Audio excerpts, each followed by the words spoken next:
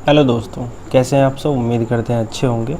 आप सभी के कमेंट बहुत ज़्यादा आ रहे थे और कई दोस्तों का तो प्रीपर मैसेज भी आ रहा था कि साइंस के लिए जो है क्या करें, क्योंकि देखो जो रेलवे के एग्ज़ाम्स हैं, खास करके जो रेलवे ग्रुप डी है, टेक्नीशियन है और जो एएलपी है, इन सब में साइंस का वेटेज अच्छा खासा पूछा जाता है। एएलपी में खैर इस बार उन्होंने थोड़ा मतलब गेम खेल लिया था, क्योंकि पैटर्न दिया नहीं था एग्ज़ाम का, तो मैथ रीजनिंग के क्वेश्चन ज़्यादा डाल दिए थे। लेकिन जिनका भी ग्रुप डी और मतलब टेक्नीशियन का एग्ज़ाम है, उनको साइंस को लेके बहुत ज़्यादा कन्फ्यूजन है बच्चों में।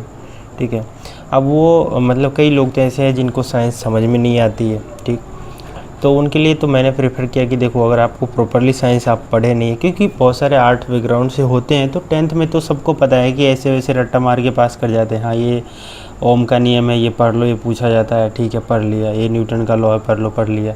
तो चीज़ें क्या है, 9-10 में तो रट्टा मार के केवल एग्ज़ाम पास करने के लिए पढ़ लेते हैं लोग। हिंदी मीडियम की ज़्यादातर बातें मैं करता हूँ, क्योंकि मैं भी हिंदी मीडियम से ही पढ़ा हूँ। तो चीज़ें एक्चुअली मैंने भी वही की है टेंथ में कि हाँ ठीक है, ये पूछे जाते पढ़ लो, तो मैंने पढ़ लिया। तो टेंथ हो गए, ट्वेल्थ हो गए।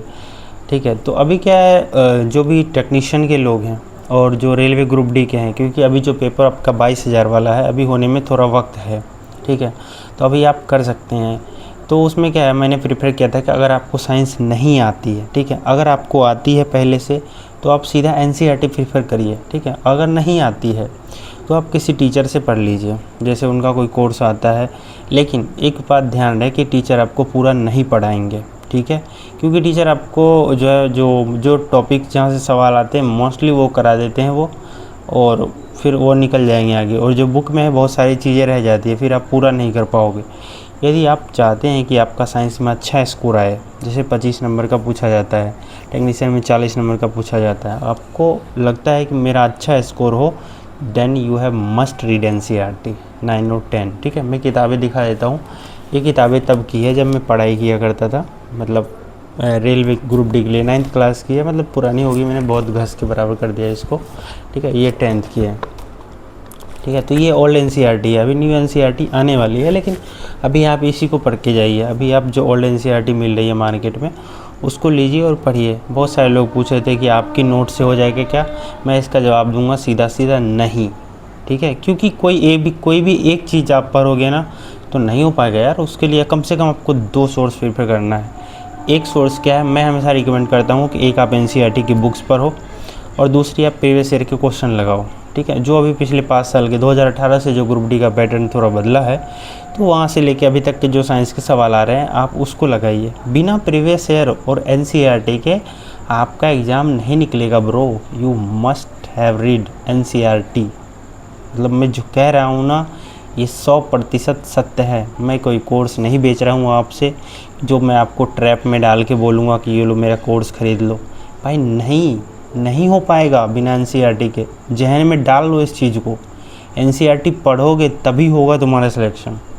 ठीक है, 9-10 के सवाल इसी से आते हैं, 9-10 वाले बुक से ही आते हैं ग्रुप डी के सवाल। ठीक है, एनटीपीसी के भी सवाल इसी से आते हैं इवनली, लेकिन वहाँ क्या है, वेटेज नहीं है, 3-4 सवाल आते हैं, तो लोग पढ़ते नहीं भी पढ़ो तो चल जाता है। लेकिन अगर आपको एएलपी निकालना है, आपको टेक्नीशियन निकालना है, आपको ग्रुप डी निकालना है, ज़्यादातर लोगों के रहता है कि पहले मेरा ग्रुप डी हो जाए फिर देखूंगा आगे, या फिर टेक्नीशियन हो जाए, क्योंकि ये सिंगल पेपर वाले होते हैं, उसके बाद आपकी प्रक्रिया आसान हो जाती है। ठीक है, तो मैं आपको रिक्वेस्ट करता हूँ कि आप एनसीईआरटी पढ़ लो।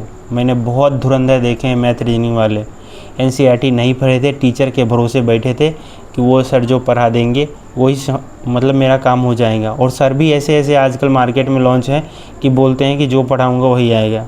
बाद में पता चलता है एग्जामिनेशन हॉल में कि क्या आ रहा है। ठीक है, देन आई हैव एक्सपीरियंस्ड, मैंने देखा है, मैंने किया है। ठीक है, इसलिए मैं बोल रहा हूँ एनसीईआरटी ही करो। ठीक है, अगर आप ठीक ठाक बच्चे हो, आपको समझ में आती है, देन आप सबसे पहले बुक उठाओ। ठीक है, और बुक के साथ में प्रीवियस ईयर क्वेश्चंस लगा लो पिछले 5 साल के, ये मतलब आपका काम हो जाएगा।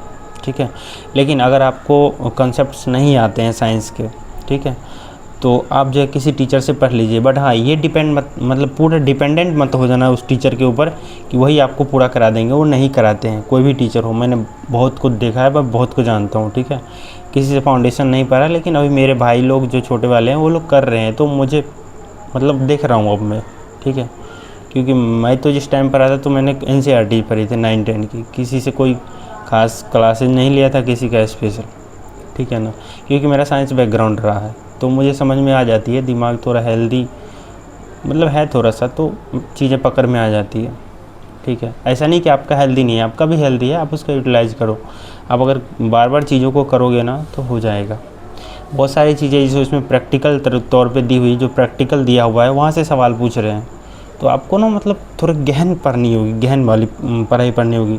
NCERT 9-10 ही पढ़ो। बहुत लोग तो मतलब अभी मैं देखता हूँ कि वो बोलते हैं कि मैं लूसेंट पढ़ता हूँ। लूसेंट जो जनरल मतलब स्टडीज आती है ना, सामान्य ज्ञान करके आती है ना, हाँ लूसेंट सामान्य ज्ञान, उसकी साइंस पढ़ के जा रहे हैं रेलवे ग्रुप डी निकले। भाई किसी भी जन्म में तुम्हारा पेपर नहीं निकलेगा, इस जन्म तो छोड़ो, किसी भी जन्म में तुम सेलेक्ट नहीं होगे, क्योंकि साइंस ना बहुत ही मस्ट रोल निभा रहा है इसमें, समझ रहे हो ना। और यही सत्य है जो मैं बता रहा हूँ, ठीक है।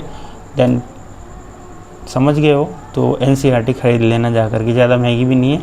NCERT खरीद लेना और NCERT पढ़ो और PYQ लगाओ साइंस के लिए, इससे ज़्यादा कुछ मत करो। सवाल नहीं बने तो आके बीच में जो बोलना हो बोल के चले जाना, तुम्हारे लिए कमेंट बॉक्स खुला रहेगा, ठीक है। इतना दावे के साथ कहता हूँ क्योंकि मैंने किया है और यहीं से होगा तुम्हारा सिलेक्शन, समझ गए। तो NCERT कर लो, ठीक है। जिसका भी डाउट होगा वो क्लियर हो गया होगा। NCERT और PYQ 2 चीज़ें करो। अगर आप बेहद कमज़ोर हो तो किसी टीचर से कोर्स पढ़ लो, लेकिन डिपेंडेंट मत होना, पूरा नहीं पढ़ाएंगे वो भी, ठीक है। NCERT की एक एक लाइन पे नज़र डालो, एक एक लाइन पे, समझ गए ना, वहीं से आपके सवाल बनेंगे। Thank you.